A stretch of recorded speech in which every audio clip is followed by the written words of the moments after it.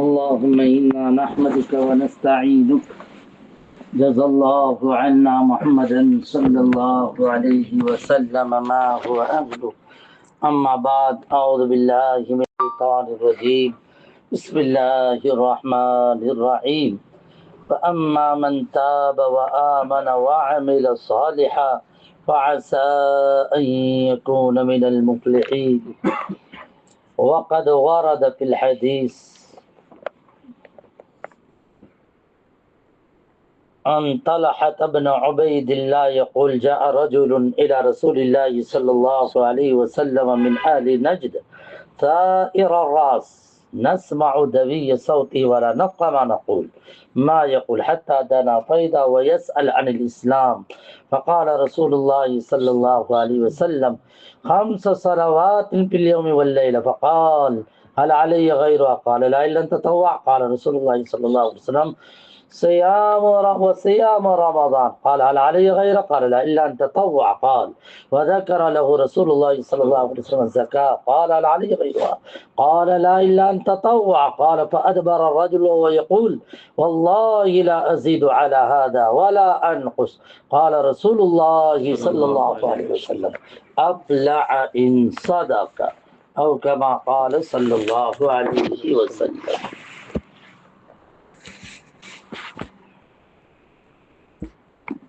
میں نے اللہ کے نیک بندوں کو یہ دعا کرتے اور ایک دوسرے کو دیتے ہوئے میں نے سنا. خاص طور پر میں نے اپنے استاد محترم حضرت مولانا عاقل صاحب نور اللہ مرقدہ جو شیخ الحدیث بھی رہے مظاہر علوم سہارنپور کے اور ناظم بھی رہے، حضرت شیخ زکریا کے داماد تھے. عموماً یہ کہتے تھے جب کوئی درخواست کرتا کہ حضرت دعا فرما دے تو کہتے اللہ صلاح و فلاح کی دولت سے مالا مال فرمائے. صلاح اور فلاح اس کی دولت سے مالا مال فرمائے. صلاح کا مطلب تو ہے قابل بننا اور فلاح کا مطلب ہے کامیاب بننا. یہ دو لفظ، کامیاب بھی جو ہے آپ کو قابلیت بھی دے اور پھر کامیاب بھی ہو جائے. چنانچہ یہ دونوں چیزیں ضروری ہے. قابلیت، جنت پہ جانے کے لیے قابلیت چاہیے کہ آپ میرے اور آپ کے پاس ایمان ہو. دنیا کے اندر بھی جو ہے وہ کچھ چیزوں کے لیے دعائیں قبول ہو اللہ کے دربار میں قابلیت چاہیے کہ ایمان ہو، ورنہ وما دعاء الکافرین الا فی ضلال. بات سمجھ رہے ہو؟ ہاں، تو صلاح بھی ضروری ہے، فلاح بھی. لیکن فلاح کسے کہتے ہیں؟ فلاح جو کہتے ہیں محنت شاقہ، یعنی زبردست قسم کی محنت کے بعد حاصل ہونے والی کامیابی کو کہا جاتا ہے فلاح. زبردست قسم کی محنت. اور میں آج ایک طالب علم کو سمجھاتے ہوئے کہہ رہا تھا، میں نے کہا آپ ذرا دیکھیے غور کیجیے، تو یہ تو لغت میں لکھا ہے زبردست قسم کی محنت کریں اور پھر اس کے بعد مجھے اور آپ کو کامیابی ملے، اسے کہا جاتا ہے فلاح کہا جاتا ہے. میں نے کہا دیکھیے جو ہے کاشتکار کو فلاح کہتے ہیں نا، کاشتکار کو فلاح کہتے ہیں. تو ظاہری بات ہے کاشتکار کامیابی پانے والا، تو یہ فلاح سے ہے. تو آپ اس پہ غور کیجئے کہ کاشتکار کو اپنا نتیجہ پانے میں کس قدر محنت سے گزرنا پڑتا ہے. اس کو جو شہروں میں رہنے والے، جو دکانوں پہ ملازمت کرنے والے، ان کو تو پتہ نہیں، لیکن واقعتاً جو کسان کاشتکاری میں لگتا ہے اسے معلوم ہے زمین کو پھاڑو، پھاڑنے کے بعد بیج ڈالو، بیج ڈالنے کے بعد پانی پہنچاؤ، کھاد پہنچاؤ، جو رکاوٹ ہے اس کو سب کو دور کرو. بڑی محنت ہوتی ہے. اور پھر اس محنت کے بعد بارش کا انتظار اور ہر چیز کا اہتمام، پھر اس کے بعد اس کی پودے نکلے، پودے نکلنے کے بعد پھر اس میں سے دانے نکلے، اس میں کیڑے نہ نکلے، کیڑے سے حفاظت ہو، اس کے بعد کہا جاتا ہے جی کاشتکار کامیاب بنا. سمجھ رہے ہیں؟ لیکن پیچھے کتنی محنت ہوئی، پیچھے کتنی محنت ہوئی. اسی وجہ سے یعنی معلوم یہ ہوا کہ فلاح میں محنت شاقہ یہ جو ہے اس کی محنت شاقہ مطلوب ہے. اسی وجہ سے قرآن مجید میں بھی آپ دیکھیے جہاں کئی قرآن مجید نے افلح فلاح کا لفظ استعمال کیا، اس سے پہلے وہاں پر ان امور کا بیان ہے کہ جس میں محنت پڑتی ہے۔ مثلا اللہ نے فرمایا وَاذْكُرُوا اللَّهَ كَثِيرًا، اللہ کو خوب یاد کرو تم کامیاب ہو جاؤ گے، لعلکم تفلحون۔ تو ذکر میں محنت پڑتی ہے، ایک تو ویسے اللہ اللہ کہے، ایک تو اللہ اللہ کہے دل بھی جو ہے جڑا ہو، یہ اصل ذکر اصلی ہے، زبان سے بھی بولے اور دھیان بھی ہو۔ اس میں بسا اوقات ذکر کرتے ہوئے دھیان بھٹک جاتا ہے، ذکر کرتے ہوئے دھیان بھٹک جاتا ہے۔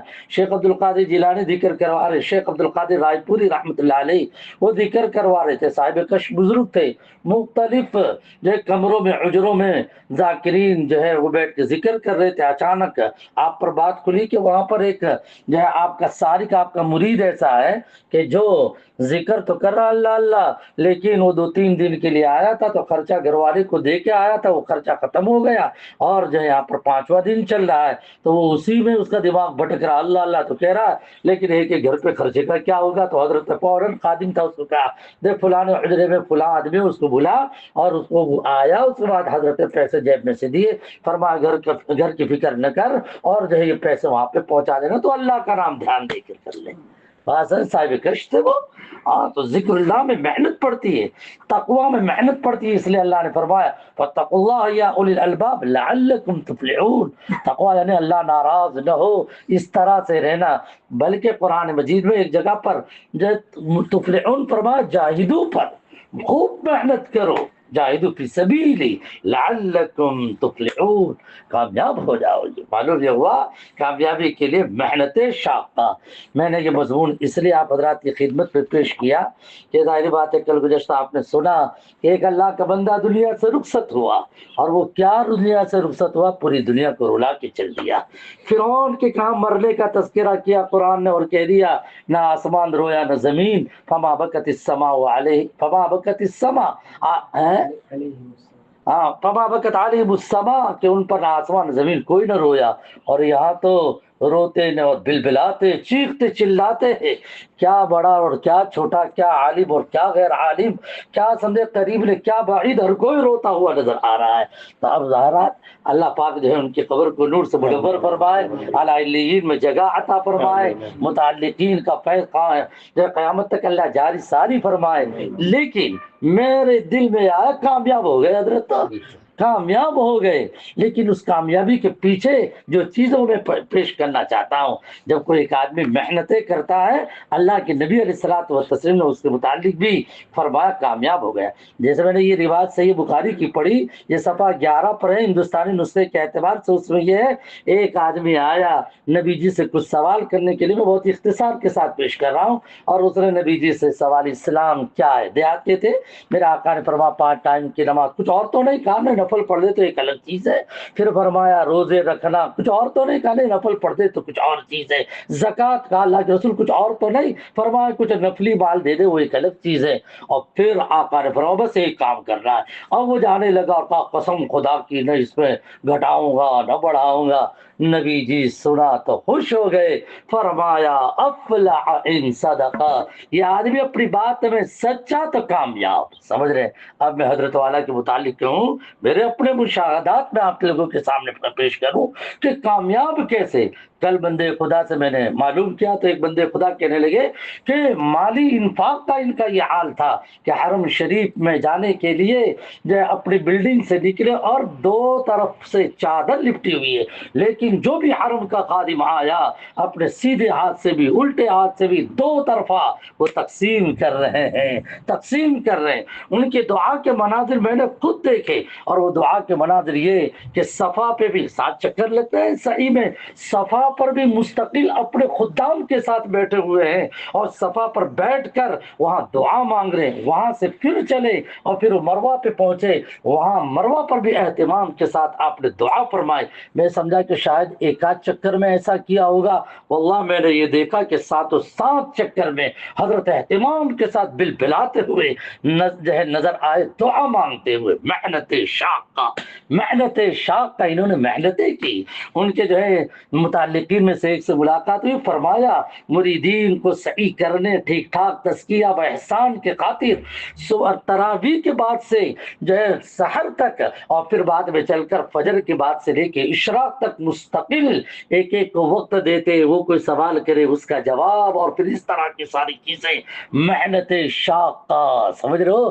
تبھی تو جا کر ایک کلپ آئی، اس میں یہ ہے کہ ایک انسان نے کہا رہے پیر صاحب کیا اللہ اللہ اللہ اللہ، بس آپ کا کام تو صرف اللہ اللہ کرنا ہی ہے۔ فرمایا بھائی بہت اچھی بات کہہ دی، قیامت کے میدان میں ذرا یہ گواہی دے دینا کہ یہ تو صرف اللہ اللہ ہی کرتا ہے۔ ارے بھائی وہ تو الفاظ فقط یہ ہے کہ اللہ اللہ، وہ اصل ہے جان، جب تک دنیا کا، جب تک اللہ اللہ قائم ہے وہاں تک یہ دنیا قائم ہے۔ بہرحال میں بتانا چاہ رہا ہوں محنت شاقہ، محنت شاقہ، خوب محنت کی، اس کے نتیجے میں اللہ پاک نے ایک کامیابی عطا فرمائی کہ لوگ آج دیوانے وار سمجھے وہ ان کے پیچھے روتے بلکتے نظر آتے ہیں۔ سچ کسی نے کہا کہ ہمارے کامیاب و ناکام ہونے کا فیصلہ جنازہ بتلا دے گا، بیننا و بینکم یوم الجنائز، سمجھے؟ جنازے کا دن وہ ہمارے تمہارے درمیان فیصلے کا دن ہے۔